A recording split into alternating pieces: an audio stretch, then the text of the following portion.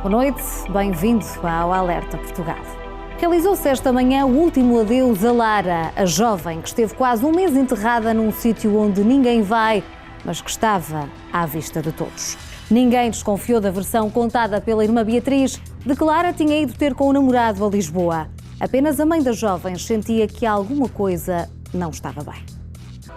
E este é o primeiro tema que colocamos em cima da nossa mesa do Alerta Portugal esta noite, com dois convidados, António Raposo Subtil, muito boa noite, e também a doutora Rita Fonseca e Costa, que nos faz companhia. Bem-vindos ao Alerta Portugal. Doutor, começando por si, vamos perceber, tudo isto é contra a natura, percebermos que crimes é que podem estar aqui em questão quando uma irmã mata a outra irmã. Bom, todos os crimes são contra, digamos assim, a natureza, como nós a queremos.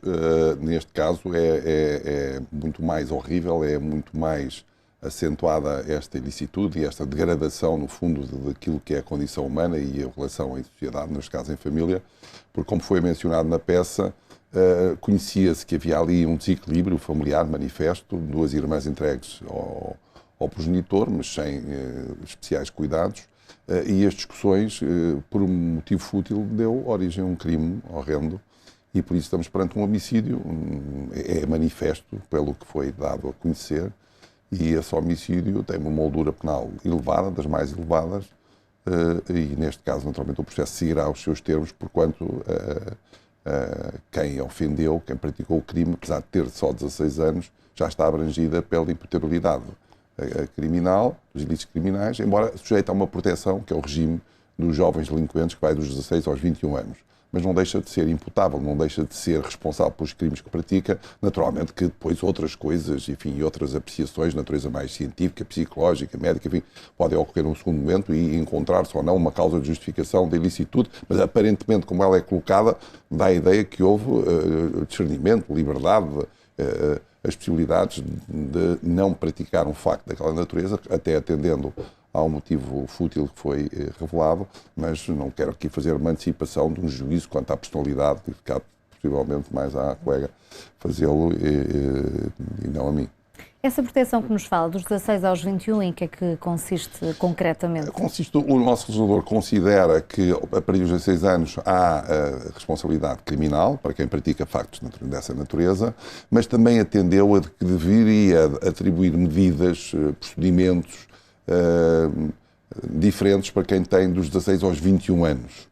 E porquê? Porque, embora a maturidade tenha sido apurada 16, é uma data, é um número, e depois, enfim, entendeu-se que devia dar ali uma dilação para que, enfim, estes jovens sejam acompanhados, as penas, se possível, que não sejam efetivas, sejam penas preventivas, enfim, há um conjunto de mecanismos para tratar de forma diferente, de vista atenuada e em função da circunstância da idade baixa, para quem pratica este tipo de crimes, e entendeu-se que é dos 16 aos 21, há países que é mais, há países que é menos.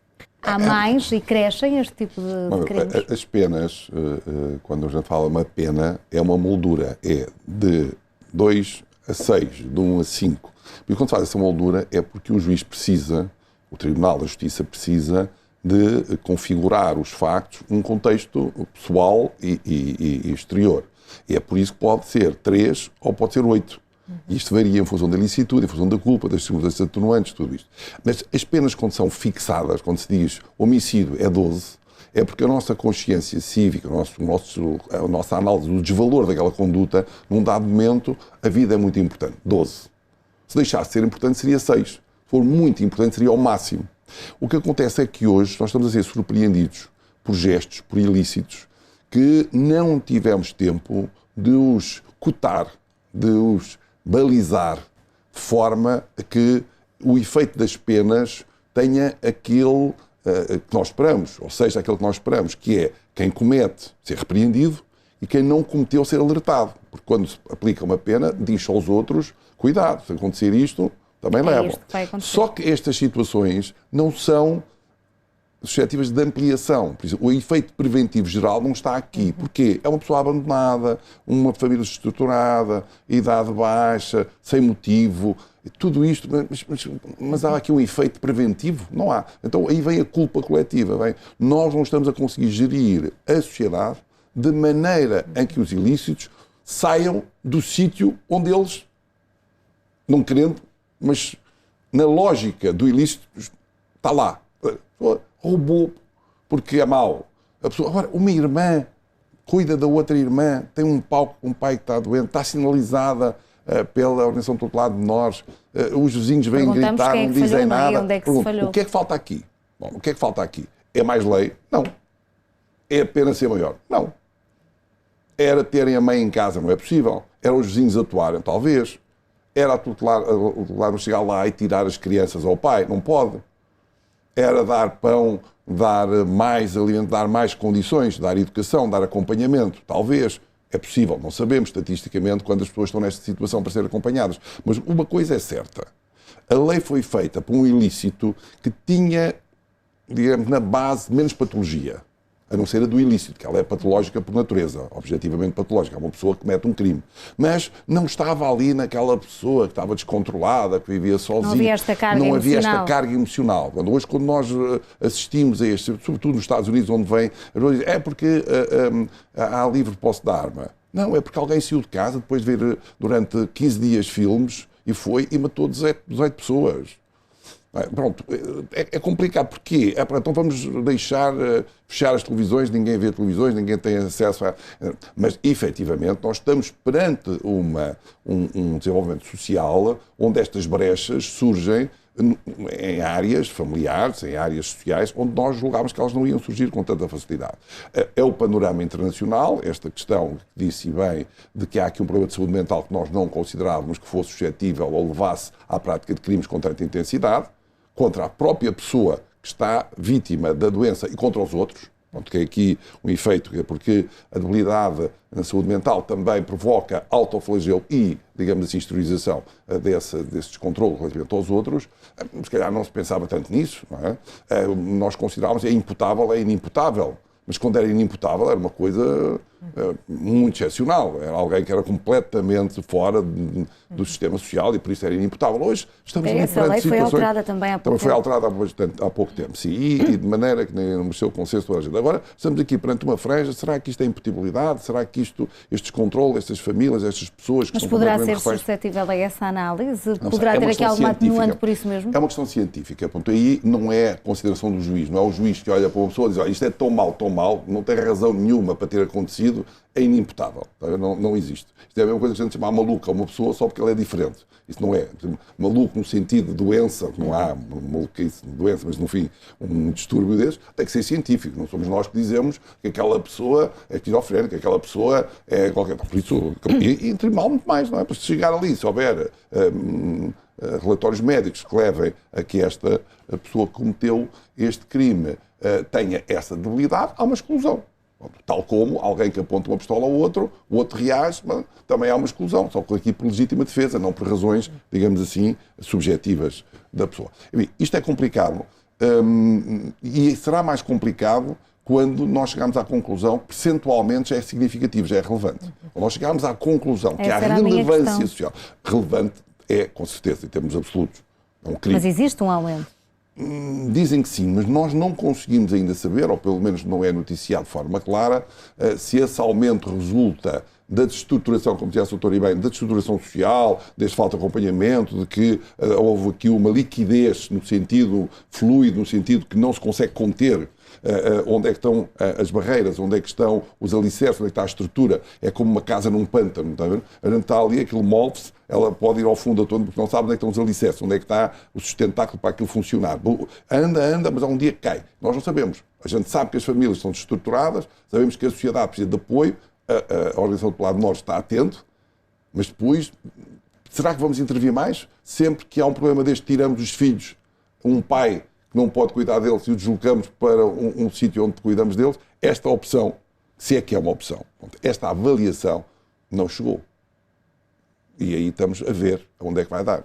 António Raposo Subtil, percebermos sobre este tema e sobre a forma como a Justiça tem em mãos tantos casos como estes. É mais difícil fazer-se justiça quando temos casos com esta dificuldade na sociedade? Bom, os advogados, os procuradores, toda a estrutura, os juízes estão preparados, têm que estar preparados, como um médico está preparado para operar o que é mais simples e o que é mais complicado, devem estar preparados para reagir a este tipo de ilícito. O exterior, como digamos, o filme começa e depois termina, filme aqui, entre aspas, para facilitar o diálogo ou a apresentação, é que é mais complicado, porque nós não sabemos quem é que está a ver, não conseguimos perceber. Quem é que vê que a vítima fica, o infrator, a irmã comete o crime, 15 anos depois pode sair, ou até menos, é esta a resposta. Antes ninguém teve intervenção, o Estado sinalizou, mas não atuou.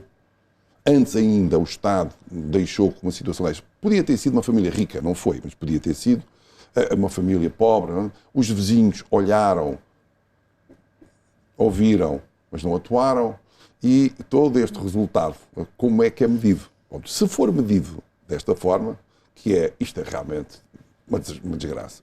Saúde mental, socialmente, a tendência é mais penas mais altas. Para compensar um bocadinho, aqui temos a vítima e agora temos que aumentar a pena. Isto não faz sentido estarmos numa sociedade em que alguém falha e que agora não tem a sua pena, enfim, e por isso muitos países têm penas elevadíssimas, não é o nosso caso, temos, enfim, um teto para 25 anos, coisas gravíssimas. Não. É isso, pronto, é isso que temos que ver. Pois a abordagem também pronto, vai preso, mas tem aqui o regime dos delinquentes juvenis, terá uma pena efetiva, em princípio, porque o crime é muito grave, mas se fosse um crime não tão grave, se calhar já não tinha pena efetiva, porque está abrangido pelo regime dos jovens delinquentes. Depois um dia sai, e enquanto não sai fica a fazer o quê? Fica a ter acompanhamento psicológico, acompanhamento farmacológico, ou não, ou fica unicamente naquela roda à espera que o tempo passe. Depois é projetado na sociedade que se calhar não está, digamos, reabilitado, não está pronta esta pessoa para se integrar nas normas que à data existam, podem ser já até diferentes. Mais graves, são diferentes. Bom, este repensar tem sido tão dinâmico, digamos assim, o mundo e essa sua voragem dos valores ditos clássicos, não é? E de liberdades que agora surgem como sendo liberdades que apresentam mais facilidades, quando não é bem assim, esta pulverização de conceitos, digamos assim, este split, tudo se parte em pequenos conceitos e pequenas qualificações, não permite nada, porque era imputável, não imputável. Hoje existem umas nuances enormes, não é? Era este crime para o homicídio qualificado, mas se for de um menor, se for uma pessoa carente, se for uma pessoa destruturada, já é medido com uma pena um bocadinho diferente. Se tiver um impacto social grave, que é um ilícito que socialmente está a ser cotado como grave, pode não ser violador do valor vida, até pode ser da honra, ou pode ser outro valor qualquer, então aí já é colocado, nós estamos a ver, muitas vezes assistimos a isso, em que não há sequer homicídio, e isto leva 15 anos de prisão, 12 anos de prisão, e às vezes há homicídios com 12 anos. Enquanto que lá para trás, quando isto começou, era muito claro, o valor vida em primeiro lugar, a liberdade, e depois, enfim, ia-se por aí baixo. Isto tem que ser repensado, tem que ser repensado. A autoridade não pode ser a autoridade na justiça, que é na pena efetiva, tem que ser uma autoridade na pena abstrata, tem que se também conceber o tipo de crime e como ele, digamos assim, é observado, o desvalor da conduta, como é cotado e depois como é a moldura fixada, os procedimentos. Sim, se é jovem, delinquente, deve ter aquele procedimento, deve ser efetivo. Se é detectado, deve ter atuação. Não é? E é isto. Nós resolvemos o problema do Covid com vacinas de toda a gente em 24 horas, enfim, em muito pouco tempo. Foi uma mobilização enorme, mas se calhar não nos mobilizámos ainda para ver as famílias que estão destruturadas e as famílias que precisam de intervenção e de músculo e de pressão. Não, se calhar não é possível, não faço ideia, não estou aqui a fazer nenhuma mensagem política, mas se não for feito assim, é difícil. Ora, e no universo do crime temos mais um caso. Um homem foi baleado em Paio Pires, no Seixal, durante a venda de um carro. O suspeito terá fugido com 35 mil euros e ainda não foi encontrado pelas autoridades. E falamos de um crime em plena luz do dia. Falamos de banalização da violência, como estávamos agora a terminar no caso anterior? Não, aqui é um crime mais comum. A pessoa apropria-se, digamos, de uma fragilidade, apropria-se, identifica uma fragilidade num ato que é um ato de compra e venda, se calhar participado por alguém que diz vou fazer esta compra, fazer a venda, e alguém aparece. E há aqui um excesso de violência, este tiro. Agora, o que nós temos é que admitir hoje que este tipo de vendas não se podem fazer nos parques de estacionamentos com sacos de notas. Não é possível. Estas coisas não podem acontecer assim. O risco aumenta brutalmente quando tal ocorre. Naturalmente, não é razoável de modo nenhum, nem sequer, que a pessoa invada a relação privada de duas pessoas, vendedor e comprador, muito menos com a violência de dar tiros e muito menos furtando, digamos assim, os bens que estavam no... Mas é preciso também ter cuidado. É preciso ter cuidado porque muita gente tem acesso, consegue visualizar que esta transação ia ocorrer e depois, enfim, tem as suas intervenções por necessidades, por prática delituosa constante ou não, e realmente é de censurar, mas temos que identificar hoje em sociedade que há caminhos, quando são trilhados, os riscos aumentam brutalmente. Doutor, percebermos a probabilidade deste homem ser encontrado é alta, e de que molduras é que podemos estar aqui a falar? Além do furto, há aqui... Pois, ter violência é um roubo, a pena é elevada, quase próxima do homicídio, e por isso tem aqui uma gravidade extrema. Não é um ato que alguém pega e leva um saquinho de notas e vai embora. Não é? Pronto, houve agressão, houve entrada no veículo, por isso podemos estar aqui perante um conjunto de crimes até.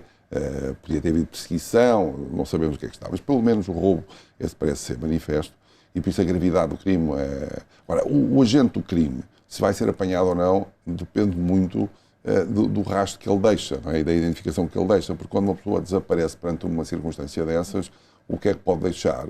Impressões digitais, não é muito mais do que isso, e há alguma câmara, uma espécie de encabeçado por isso, uma câmara que tenha visualizado. Não é muito mais que isso. Pode haver uma relação anterior que alguém detecta, não, eu disse a fulano tal, eu disse ao outro. É este o trabalho da polícia, é por isso que estas coisas não são simples, não é? Nós não temos aqui um Big Brother em cima de nós e a gente se porta mal, identifica e vai. Não, quando a gente se porta bem, isso aí, nós somos identificados, às vezes censurados. Quando nos portamos mal, já não funciona esse Big Brother. O Obrigado funciona sobretudo para quando a gente se porta bem. A gente ganha dinheiro, e por isso temos que pagar os impostos. Se não pagarmos, cai logo em cima. Isso não é. Mas se alguém furtar alguma coisa, já não há câmaras para ver quem furta ou quem faz. Bem, enfim, a sociedade está hoje a reagir com a proteção da liberdade individual, fazendo com que, para a proteção da liberdade coletiva, dos interesses coletivos, não coloquem meios que, porventura, podem violar esta nossa liberdade individual. Estamos ainda a dar um peso, uma preponderância maior à liberdade individual, propriamente aos interesses do coletivo. E, por isso, seguramente, não deve haver nenhuma câmara a apontar para o parque, porque é proibido, ou pelo menos só instituições especiais é que existe, não sei se existe, mas é difícil que seja assim. Depois, também não se pode invadir as casas das pessoas ali à volta para procurar tem que ter um mandato de detenção por parte do juiz, que não faz isso gratuitamente, porque são coisas também inteligências caras. Enfim, é difícil que seja apanhado se não houver uma circunstância anterior que localize, ou impressões digitais, ou disso. Mas eu não sou especialista em investigação criminal. Todos nós desejamos, naturalmente, que quem comete ilícitos seja apanhado. Esperemos que sim, mas uma probabilidade indefinida. Doutor, já nos voltamos a ver na segunda parte. Doutora, muito obrigada pela sua companhia neste Alerta Portugal. Quanto a si, volto já a seguir. Vamos fazer uma curta pausa, mas há mais assuntos em cima da nossa mesa. Até já.